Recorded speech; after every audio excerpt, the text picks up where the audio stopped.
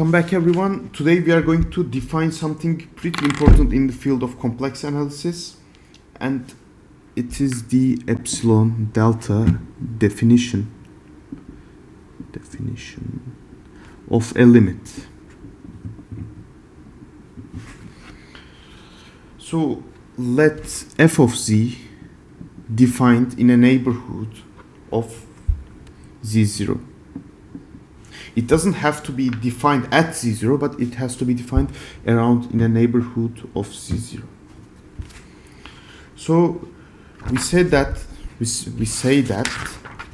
limit as z approaches z0 of f of z equals L if for every epsilon that's greater than 0 there exists a delta greater than 0 such that, and this is the symbol saying such that, there exists a delta greater than 0 such that this inequality implies this inequality.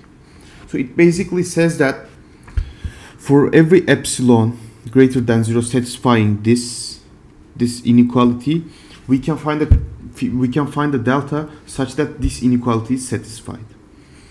So to prove a limit, if we show that we can find a delta for each epsilon such that these are satisfied, then we will be able to prove that the limit is L. Okay, so let's do a simple example. Okay, so we'll try to prove that, let's say we have f of z is equal to z squared. Then we'll try to prove that limit as z approaches z0 of f of z equals z0 squared. I mean, it means it seems pretty obvious, but without proof, I mean, it doesn't mean anything. So we'll have to prove it. So we must show that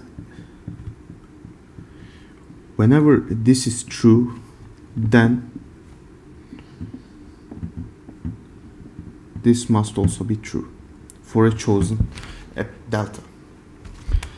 So since we are interested in a neighborhood in a close neighborhood of z0, we can actually put a bound on our delta. So we'll say that delta is less than or equal to 1, because we are only interested in a small neighborhood of z0 when z is close to z0. So putting such a bound, we can construct our inequality. We'll write this equality. Then, since we know this thing must be smaller than delta, we can write that this thing is smaller than this expression. And we can write this z plus z0 as like this, z minus z0 plus 2z0. Now I want to introduce you an inequality, a rule that we are going to use a lot in epsilon delta proofs. So it basically states that it's called the triangle inequality.